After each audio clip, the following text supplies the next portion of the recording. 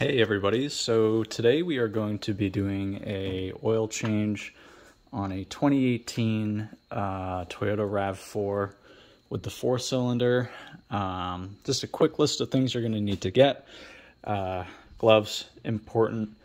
Don't make a mess on yourself, especially oil. It will give you el cancer eventually. You're going to want a 1/2-inch drive, a 15mm socket. Unfortunately, with this particular generation of Rav4 and a lot of Toyotas in general, they have a just a paper filter that's replaced instead of replacing the whole unit, like you see on a lot of cars.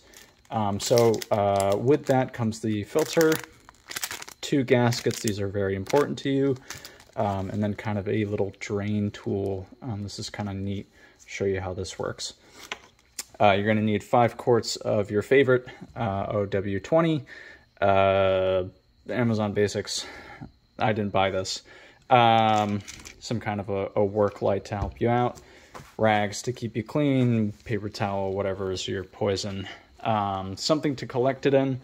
I have a big plastic tub dish, and then, you know, jack stands or ramps. I use ramps, and a creeper seat if you want to use that as well. All right, let's get to it. Okay, so as we get underneath, you've got your driver's side on the side and your passenger side on this side.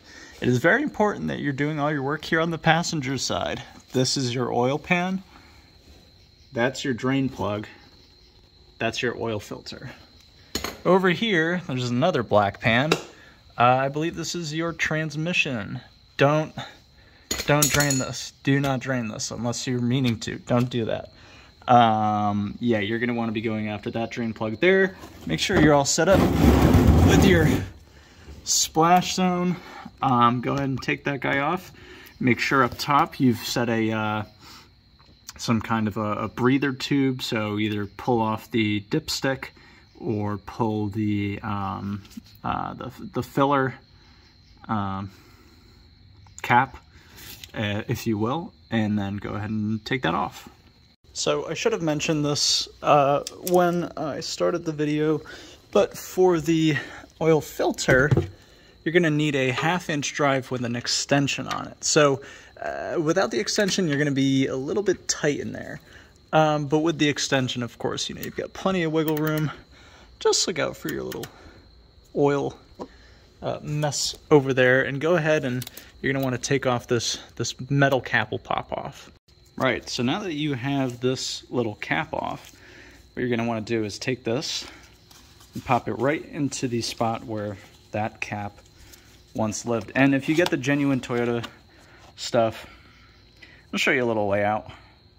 You know, the general gist of things, but we'll walk through it together just so you can see. So this goes in.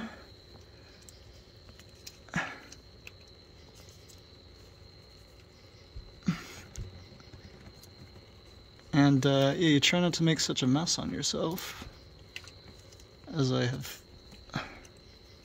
so foolishly done.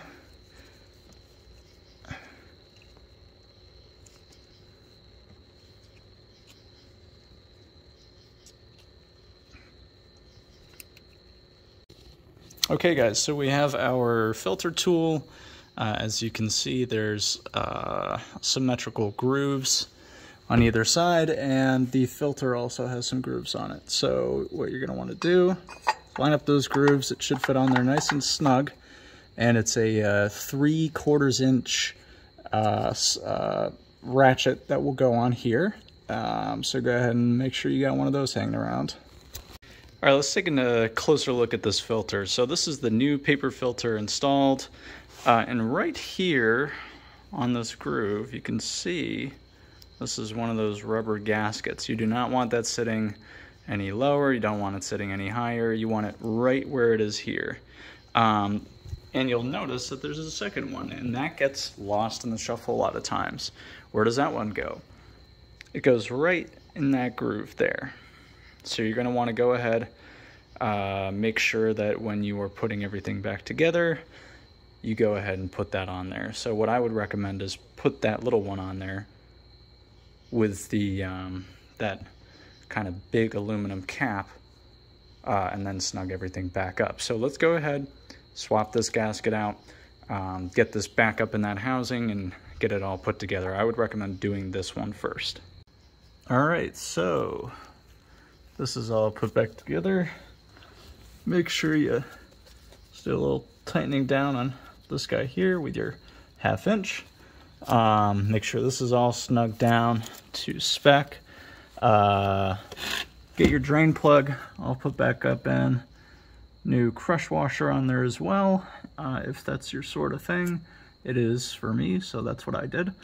Yeah, and then after this, you're ready to fill her up from the top with 5 quarts. Go ahead and just clear all your stuff out from underneath, because God knows you'll forget something.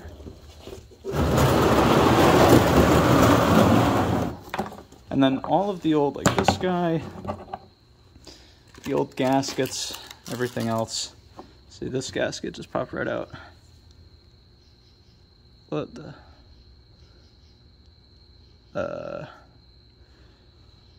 I'll check, make sure this isn't magnetic. If so, goodbye Toyota. But yeah, go ahead and do a little bit of cleanup, and then I recommend doing the oil after you've done all your heavy cleanup. Okay, so here we are up top. Of course, you're going to want to fill here from the fill hole. If you're ever wondering what kind of oil you need, always check the cap. After I'm not going to show you me putting 5 quarts of oil into this, because I'm just not going to do that.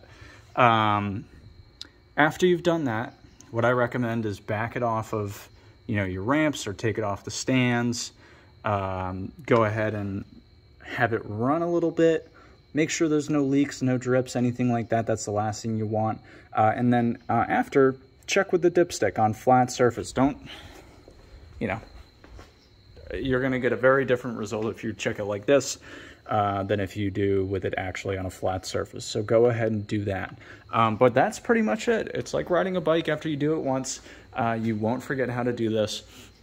Really, the most complicated things about this is the oil filter. That's just such a pain. I get it, but I just don't love it. But, you know, as long as you're careful, double check. Did I put oil in it? Did I get all my tools out? Did I put all the caps on? Did I close the dipstick if I was using it as a vent? And then just make sure you're not making a mess. Messes are bound to happen, but you can minimize it. But yeah, hope you've enjoyed. If you have any questions or concerns, feel free to let me know. Take care.